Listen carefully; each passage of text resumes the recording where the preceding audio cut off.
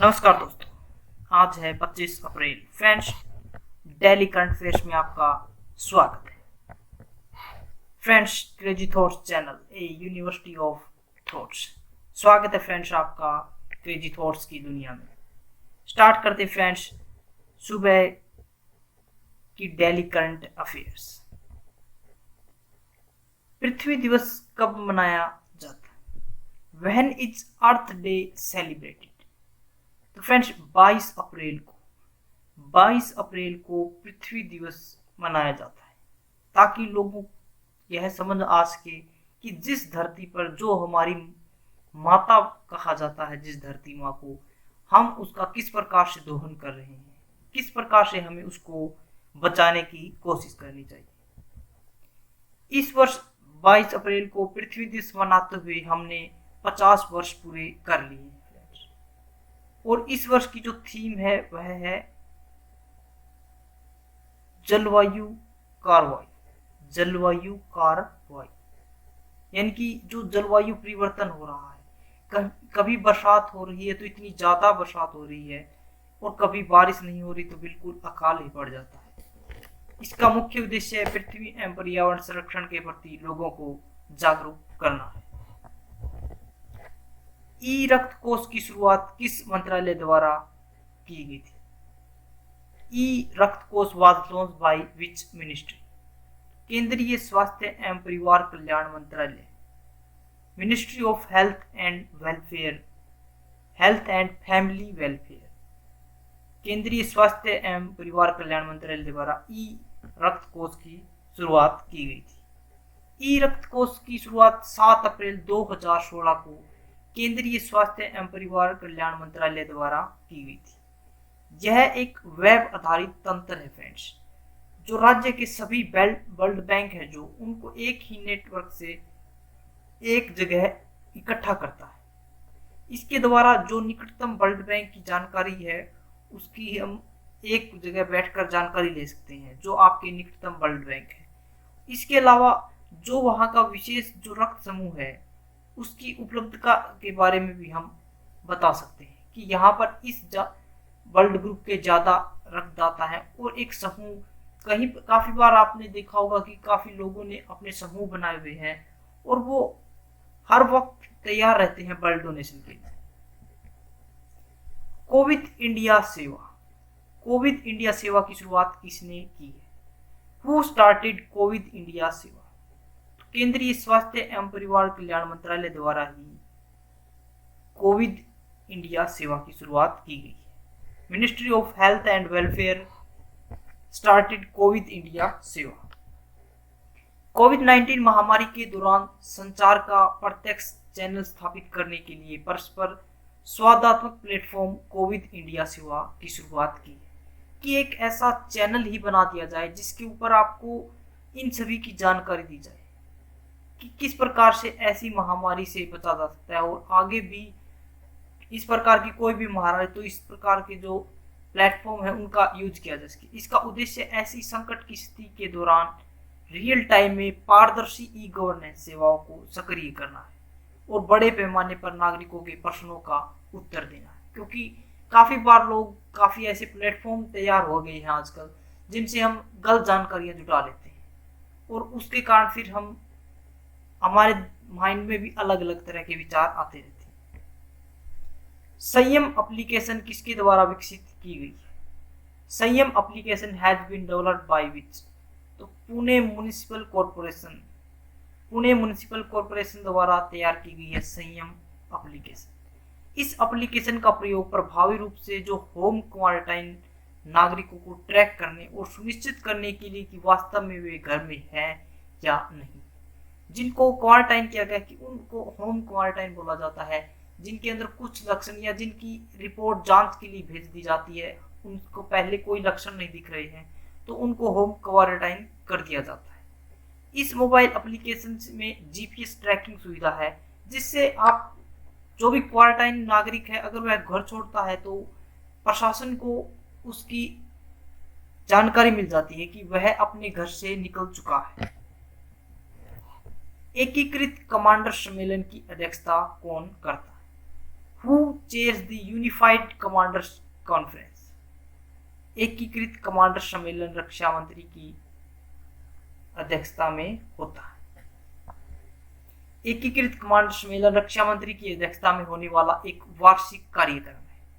इसमें तीनों सेना प्रमुख, सेना के वरिष्ठ अधिकारी, रक्षा राज्य मंत्री, चीफ ऑफ डिफेंस स्टाफ और जो राष्ट्रीय सुरक्षा सलाहकार, वो सभी शामिल होते हैं।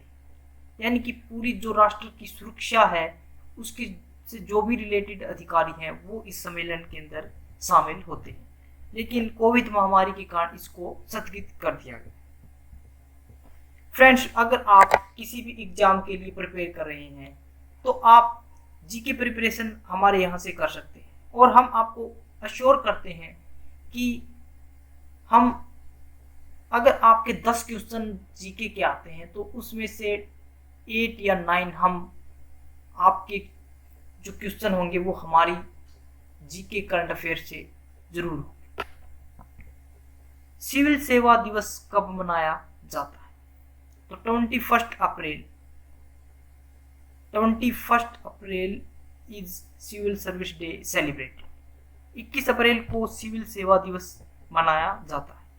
सिविल सेवा दिवस 21 अप्रैल को इसलिए मनाया जाता है फ्रेंड्स, क्योंकि 21 अप्रैल 1947 को स्वतंत्र भारत के पहले गृह मंत्री सरदार पटेल जी ने दिल्ली के मैटकोफ हाउस में प्रशासनिक सेवा के प्रोबेशनरी अधिकारियों को संबोधित करते हुए सिविल सेवकों को भारत का स्टील फ्रेम कहा था। उन्होंने कहा था कि जो सिविल सर्विसेज के हमारे यहाँ पर अधिकारी है हमारे देश के अंदर है, वो हमारे देश का एक बहुत ही बड़ा एक मजबूत ढांचा है जिसके सहारे हमारा देश कार्य करता है। भारत में सिविल सेवा की नींव वारेन हेस्टिंग द्वारा रखी गई थी, और तब से आपको पता होगा कि हर वर्ष में एक बार सिविल सेवा परीक्षा ली जाती है। सुबनसिरी नदी का उद्गम स्थल कहाँ है? Where is the origin of river Subansiri? Tibet के हिमालयी क्षेत्र से, हिमालयन रीजन ऑफ तिब्बत से निकलती है सुबनसिरी नदी। सुबनसिरी नदी भारत में अरुणाचल प्रदेश से होती हुई दक्षिण में असम घाटी तक बहती है, जहां यह लखीमपुर जिले में ब्रह्मपुत्र नदी में मिलती है। न्यू डेवलपमेंट बैंक की स्थापना कब की गई थी? When was the new development bank established? तो 2014 2014 के अंदर न्यू डेवलपमेंट बैंक की स्थापना की गई थी। न्यू डेवलपमेंट बैंक एनबीडी की स्थापना ब्रिक्स के सभी जो देश हैं 2014 में उनके द्वारा की गई थी। इसका उद्देश्य ब्रिक्स एवं अन्य जो भी उभरती हुई बाजार अर्थव्यवस्थाएं हैं तथा विकासशील देश, उनके अंदर जो बुनियादी ढांचा होता है उसके सतत विकास परियोजनाओं के लिए व्यापक संसाधन जुटाना इसका मेन मकसद है, ताकि उनके अंदर इंफ्रास्ट्रक्चर जैसी कोई भी कमी न रहे। विश्व रचनात्मकता और नवाचार दिवस कब मनाया जाता है? When is the world creativity and innovation day is observe? तो 21 अप्रैल को विश्व रचनात्मकता और नवाचार दिवस मनाया जाता है। संयुक्त राष्ट्र के सतत विकास लक्ष्यों को वैश्विक लक्ष्यों के रूप में भी आगे बढ़ाने के संबंध में समस्या के समाधान में रचनात्मकता के महत्व के बारे में जागरूकता बढ़ाने के लिए इस दिन को मनाया जाता है, ताकि जो लोग हैं वो नई नई खोज करें, इनोवेशन के ऊपर और क्रिएटिविटी के ऊपर लोग ध्यान दें। भारत में ग्रामीण क्षेत्रों में कौन सी बेरोजगारी सर्वाधिक पाई जाती है? Which unemployment is founded most in rural areas in India? Seasonal and invisible unemployment, मौसमी और अदृश्य बेरोजगारी।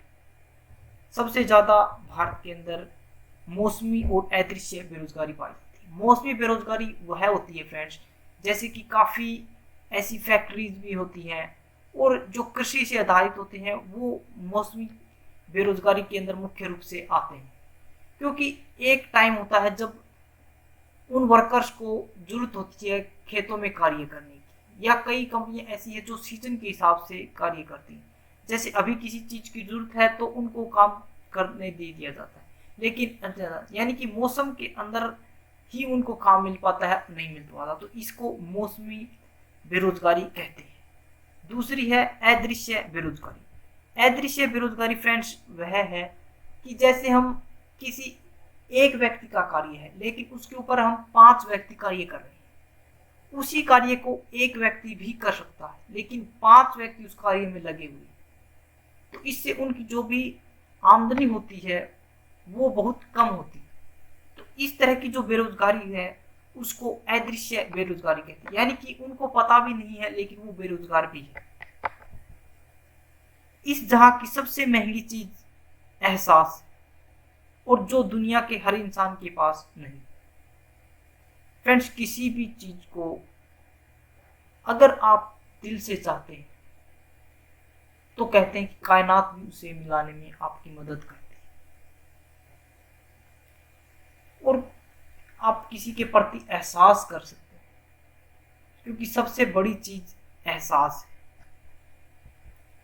आपके लिए क्वेश्चन ऑफ द डे है फ्रेंड्स कि विश्वनाथन आनंद का संबंध किस खेल से? विश्वनाथन आनंद का संबंध किस खेल से है? ए ऑप्शन है स्नूकर, बी कैरम बोर्ड, सी शतरंज और डी गोल्फ। आपको इस क्वेश्चन का आंसर देना फ्रेंड्स कि विश्वनाथ आनंद का संबंध किस खेल से। फ्रेंड्स, अगर आपको हमारी वीडियो अच्छी लगी है तो प्लीज फ्रेंड्स इसे शेयर करें, और हमारे चैनल की हर वीडियो आपको पता चले इसके लिए इसको सब्सक्राइब भी करें। अगर आप इसकी पीडीएफ चाहते हैं तो आप हमारे टेलीग्राम ग्रुप को भी ज्वाइन कर सकते हैं। Thanks for